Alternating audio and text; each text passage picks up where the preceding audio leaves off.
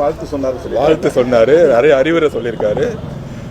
அண்ணன் எப்பவுமே சொல்லுவார் பொறுமையாக போன்னு.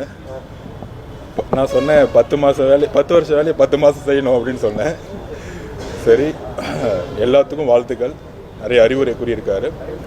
அவரோட அறிவுரை எப்பயுமே ஒன்று தான் இருக்கும், கொள்கைப்படி அரசியலை உருவாக்குங்கள். அதிகாரத்தை நோக்கிய பயணத்தில் அதிகாரத்தை அடைவதற்கு கொள்கைப்படி அரசியலை உருவாக்குங்கள்னு என்கிட்ட சொன்னார். அந்த கொள்கைப்படி, பெரியாருடைய கொள்கை, அம்பேத்கருடைய கொள்கைப்படியும் என்னுடைய உயிர் மூச்சு வரை வரைக்கும் அவர் சொன்ன மாதிரி என்னுடைய பயணம் இருக்கும்.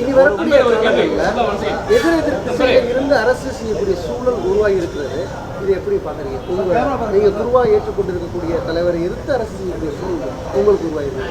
எங்களுக்கும் தலைவர் அவர்களுக்கும் கொள்கை அளவில் எந்த விதமான எதிர் துருவமே கிடையாது. எங்களுக்கும் மதவாதத்திற்கு எதிராக இருக்கும், சாதியவாதத்துக்கு இருக்கும். எங்களுடைய கட்சி தலைவரும் சரி, தாவைக்கோட கட்சி சரி, அண்ணனும் சரி, ஒரே கருத்து, ஒரே கொள்கையில் தான் நாங்கள் இருக்கிறோம்.